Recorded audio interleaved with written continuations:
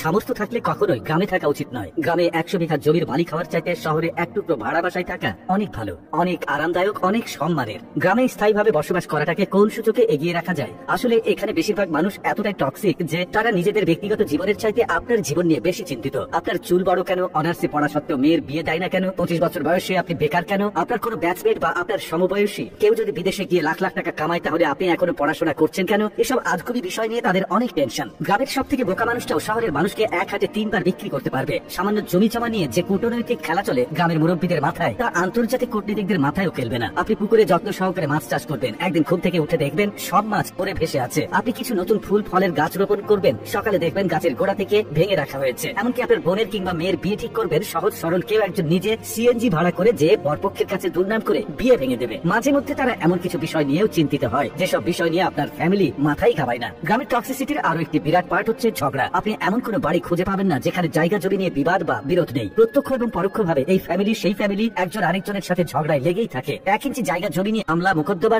Still বাসায় গালি মাথা ফাটি চলতেই থাকে হর হামেশায়। এইজন ওইজনের নামে গোপনে প্যাঁচ লাগিয়ে ঝগড়া বাঁধিয়ে দেওয়া, কাউকে পছন্দ না হলে তাকে নিয়ে গ্রামের জনে জনে কুৎসা রটনা করা, এমনকি বিবাহের প্রস্তাব আসলেও গোপনে প্যাঁচ লাগিয়ে দেওয়া যেন গ্রামের মানুষের নিত্যদিনের কাজ। গ্রামের বেশিরভাগ মানুষ এতটা অজ্ঞ যে তারা সফটওয়্যার ইঞ্জিনিয়ার বোঝে না, ইলেকট্রিক্যাল ইঞ্জিনিয়ার বোঝে না, এমনকি এমবিবিএস ডাক্তার মানেও তারা বোঝে না। তাদের কাছে সরকারি চাকরি মানেই পুলিশ হোক সে কনস্টেবল, আর্মি হোক সে সৈনিক, পিয়ন কিংবা প্রাইমারি স্কুলের শিক্ষক, এগুলোই তাদের কাছে সরকারি চাকরির মানদণ্ড। একজন নার্সকে তারা যেমন ভাবে ডাক্তার ভাবে, তেমনি ভাবেই একজন সরকারি মেডিকেল এমবিবিএস বা অন্যান্য ডাক্তারি ডিগ্রিধারীদেরকেও তারা একই রকম মনে করে। তাদের কাছে আপনি সরকারের কততম গ্রেডের চাকরি করেন তার চাইতে বেশি ইম্পর্টেন্ট আপনি প্রাইভেট জব করেন নাকি গভর্নমেন্ট। আপনি প্রাইমারি স্কুলের পিয়ন হলেও হয়তোবা তারা মেয়ে বিয়ে দিতে চাইবে, কিন্তু যদি শুনে আপনি প্রাইভেট কোম্পানির চাকরি করেন, সে চাকরি যতই ভালো হোক তারা আনতা আনতা করবেই। তাদের কাছে আপনার উচ্চশিক্ষা গ্রহণের চাইতে আপনার যে বন্ধু এসএসসি পরীক্ষার পরে সৈনিক, কনস্টেবল কিংবা বিদেশে লেবারে কাজ করতে গিয়েছে তাদের দাম অনেক বেশি। আর টক্সিসিটির সবচেয়ে বিরক্তিকর আরেকটা পার্ট হচ্ছে গ্রামের চায়ের দোকানগুলো। প্রতিটি চায়ের দোকানে চায়ের কাপের চুমুকেই উঠে বোধ দিয়ে, যেখানে কার বউয়ের বাচ্চা হচ্ছে না, কার বউ কার সাথে কথা বলেছে, কার ছেলে মেয়ের বিবাহ হচ্ছে না, সেসব থেকে শুরু করে রাজনীতি, অর্থনীতি, খেলাধুলা কোনোটারই গবেষণা বাকি থাকে না।